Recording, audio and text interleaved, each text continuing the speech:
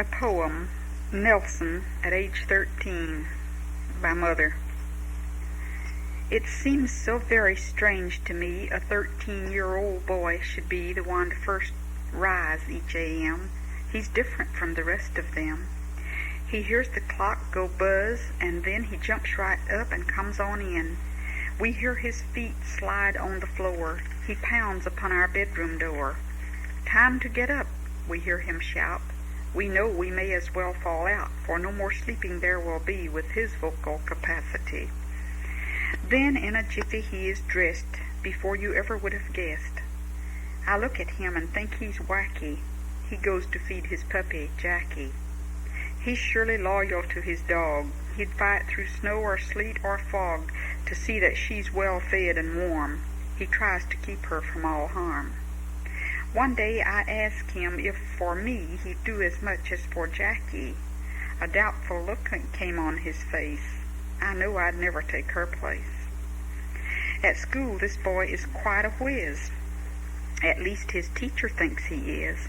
On conduct he brought home a D, but Miss Armstrong's his teacher, see? All through school until this year he'd kept his record bright and clear. He'd studied well and kept the rule, but now Miss Armstrong calls him fool. I know he's loud, I hear his noise, but then boys always will be boys. At 13, boys are a strange cult, cannot be made to act adult. In checking where my money goes, it disappears to buy new clothes. More dungarees and shoes I've known to be quite new and yet outgrown.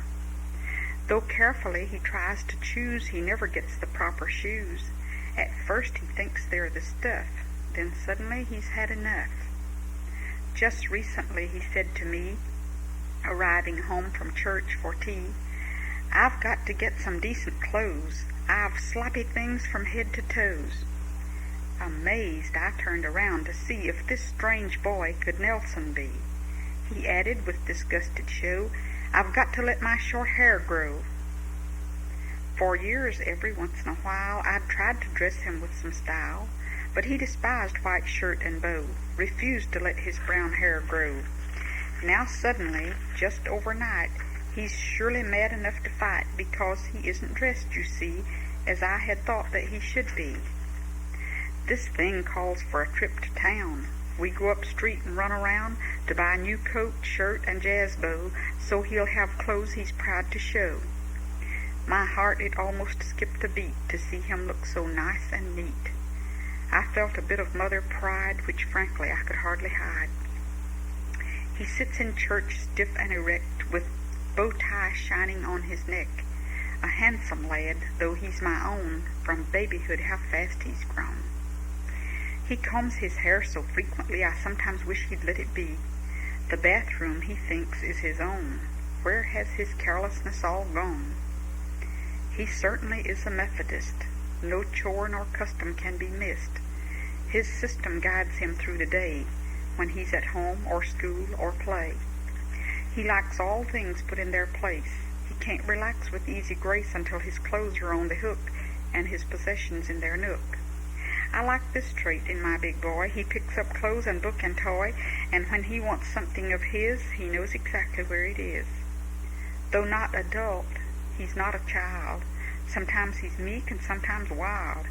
You never cease to feel unsure of what he'll cause you to endure. Like last year at a supper party, he shook a soda pop right hearty and let it fizz on ladies there. I could have hung him by the hair. But yet this lad is innocent, and any insult wasn't meant. He's sorry, that is plain to see, but still his blunders puzzle me. I used to coax the lad to eat, but now he gobbles bread and meat and almost any kind of food. He scoops it in as if it's good. The mouthfuls he devours so big reminds me of a greedy pig. But growing up as fast as he is bound to burn food energy. Big boy's outgrown his smaller toys, and now the things he most enjoys is playing ball and then more ball. He never tires of it at all. He studies ball awake or sleep, in church, at school, or on the street. Seems to me 'twould grow quite dull with so much ball within the skull. His head would empty be, I fear, if all the balls should disappear.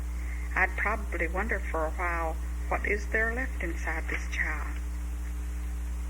I wonder and can't quite get straight why he should go to bed at 8. It irks him and he acts dismayed if for some reason he's delayed. He takes a bath, puts on his nightie, checks all his things to see they're tidy, pulls the alarm upon his clock, at the back door puts on the lock. He jumps in bed and with a grin requests that I should tuck him in. I pat him down and say good night, so thankful that the boy's all right. So growing up is this our lad, and comes to look more like his dad. So rapidly the years have gone, and he to adolescence grown. It seems 'twas only yesterday I waked to hear Doc Lowry say, "You've got a boy, a fine big boy." My heart it almost burst with joy. So after long and patient prayer, God put this laddie in our care. These years we'll have him for our own, until to manhood he has grown. He's such a nice good-looking chap, for him some girl will set her cap, and she will very probably steal my first son away from me. But this is all as it should be. He cannot always live with me. So as his mother, if I can, I'll give some girl a fine young man.